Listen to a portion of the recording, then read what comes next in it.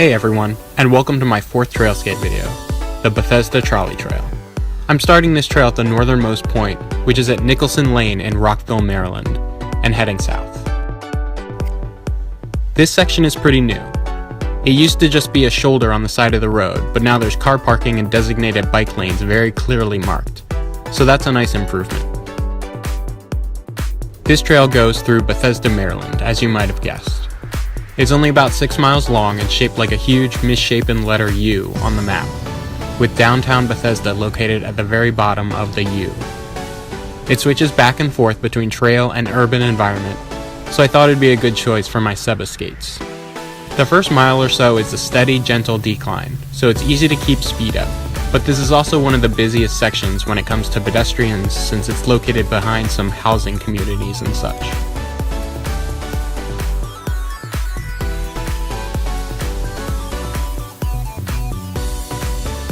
There are quite a lot of crosswalks to deal with, but only two really major ones, and only one that I'd be worried about cars not stopping since it's not at an intersection.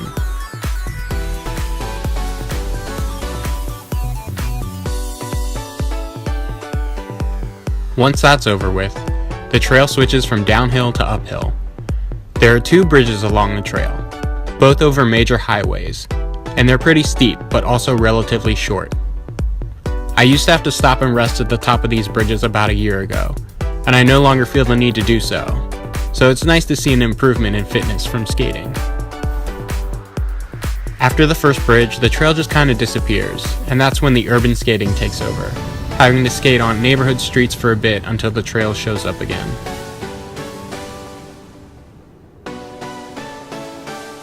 So some of you may have noticed it's been a while since my last trail skate video, and there was a lull in content for me for longer than I'd anticipated. And in my previous video I said I'd explain that lull, so since I have a minute here, I thought I'd do just that. There were a few reasons for the lack of videos. I'd started a new job recently and had to get myself accustomed to the new schedule, and the weather was a little bit to blame, but not much. The main reason is I've been waiting on a new pair of skates. I was expecting to have them in my hands, or rather on my feet, a couple months ago, but obviously that didn't happen, and it's going to be a tad bit longer until it does happen. After my last trail skate video, the day I went about 26 miles on my Tempest 110 skates, my feet were nearly dead by the end. The Tempest started out decently comfortable, but only got more and more uncomfortable with time.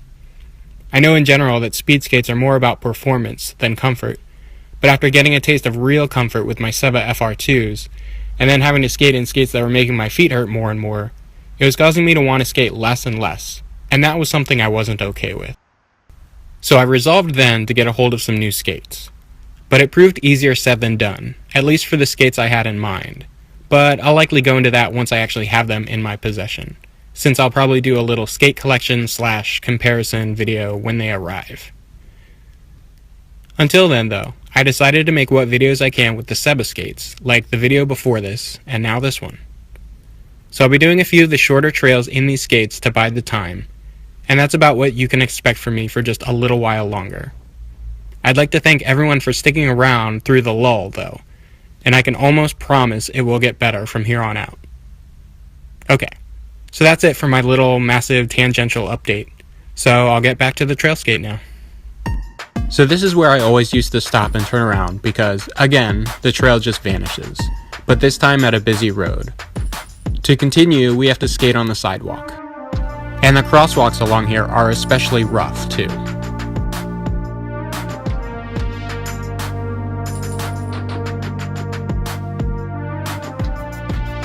This lasts for a few blocks as we pass a fire station and travel alongside the campus of the National Institutes of Health. And then once the NIH campus ends, the trail appears again alongside the security gate.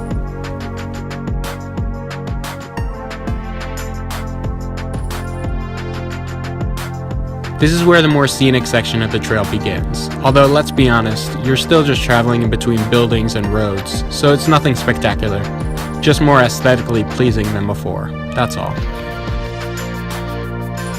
The beginning of downtown Bethesda can be found to the south, or to the right, of this path, and it's what you would expect of a downtown area. Places to eat and drink basically, nothing too fancy.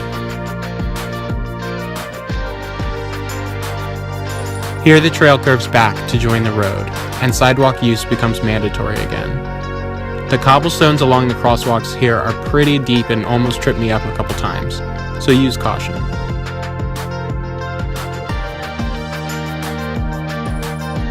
After this downhill, there's a major crosswalk, and then the path again veers off and eventually takes us through the woods before coming to an end. It actually ends by intersecting with Rock Creek Trail, which is one of my favorite trails, so I'll definitely be covering that one later. And that's basically it. The trail's a bit awkward, half urban and half shared pathway and half-assed bike trail. Yeah, that's 3 halves. And it's not very long, but not very crowded either, so it makes for a good, brief after-work skate. But it wouldn't really be worth a weekend skate. So overall, I'd give it a 35 out of 100. Do with that what you will. And that's it for now.